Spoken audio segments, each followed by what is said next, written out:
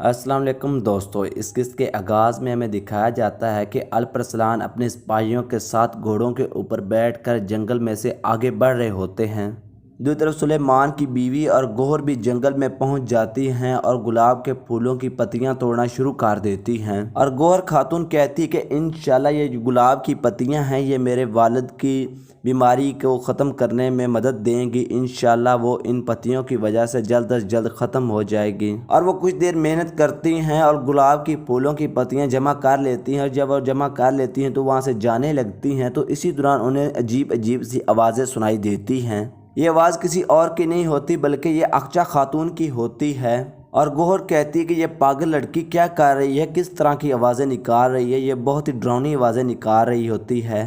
اقچا خاتون اپنی آنکھیں بند کر لیتی ہے اور زور زور سے عجیب عجیب سی آوازیں نکال رہی ہوتی ہے۔ اسی دوران الپرسلان اور اس کے سپاہی بھی جنگل میں پہنچ جاتے ہیں اور وہ بھی اس عجیب و غریب آواز کو سنتے ہیں اور حیران و پریشان ہو جاتے ہیں۔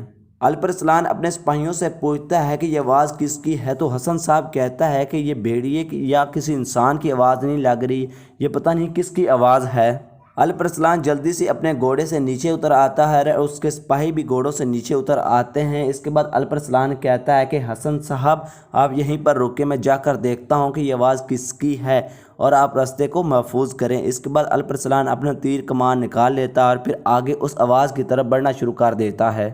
اقچا خاتون زور زور سے آوازیں نکال رہی ہوتی ہے، اسی دوران وہاں پر ایک بھیڑیا آ جاتا ہے۔ الپرسلان بھی وہاں پر پہنچ جاتا ہے اور اس بھیڑیے کو دیکھتا ہے اور اقچا خاتون کو بھی وہاں پر دیکھتا ہے، اور الپرسلان یہ سارا کا سارا منظر بہت ہی غور سے دیکھ رہا ہوتا ہے۔ اقچا خاتون کہتی ہے کہ اے بھیڑیا، تمہارے پاس ایک زخمی انسان کے لیے شفا ہے، مجھے وہ شفا لینے دو۔ اس کے بعد اقچا خاتون دیکھتی ہے کہ اس بھیڑیے کا پاؤں بھی زخمی ہے اور کہتی ہے کہ لگتا ہے کہ تمہارے زخم کی بھی میرے پاس شفا ہے۔ اس کے بعد وہ اپنے تھیلے سے کچھ مرہم نکالتی ہے اور پھر اس بھیڑیے کے پاؤں کے اوپر جو ہے نا وہ مرہم لگا دیتی ہے۔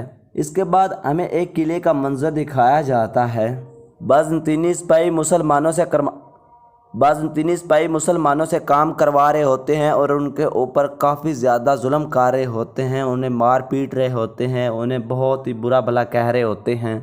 ایک مسلمان سپاہی کہتا ہے کہ ہمارے بہادروں نے انہیں شکست دی ہے، سلطان ارطغرل ہمیں نکال لے گا، انشاءاللہ آپ بالکل بے فکر ہو جائیں، وہ ہماری مدد کرنے کے لیے ضرور آئے گا اور ہمیں اس قید سے ضرور نکال کر لے کر جائے گا۔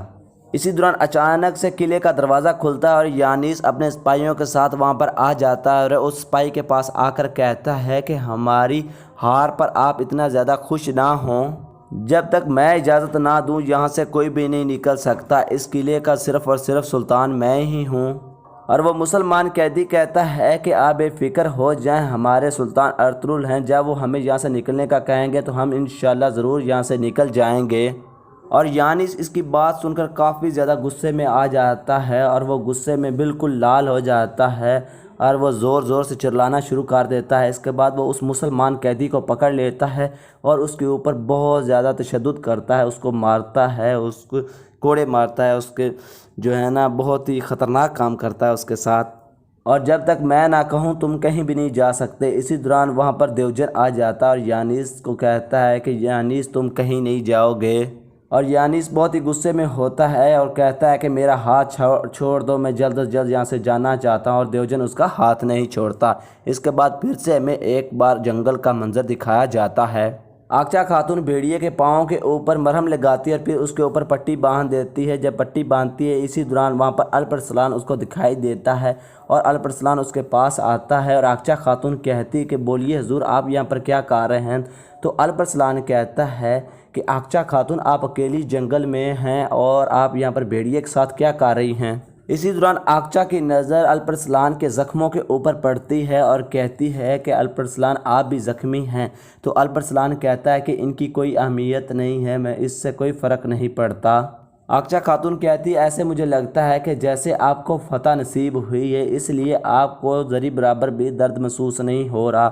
اس کے بعد عائشہ خاتون اپنے تھیلے کو کھولتی ہے اور اس میں سے مرہم نکال کر الپ ارسلان کے زخموں کے اوپر لگاتی ہے۔ تو دوستو اسی سین کے ساتھ اس ایپیسوڈ کا اختتام ہو جاتا ہے۔ اگر دوستو ہماری ویڈیو اچھی لگی ہو تو اس کو لائک کر دیں اور ہمارے چینل کو سبسکرائب کر دیں تاکہ ہماری نیو آنے والی ویڈیو جلد از جلد آپ تک پہنچ سکے اور آپ ہماری ویڈیو کو دیکھ کر انٹرٹینمنٹ حاصل کر سکیں، لطف اندوز ہو سکیں۔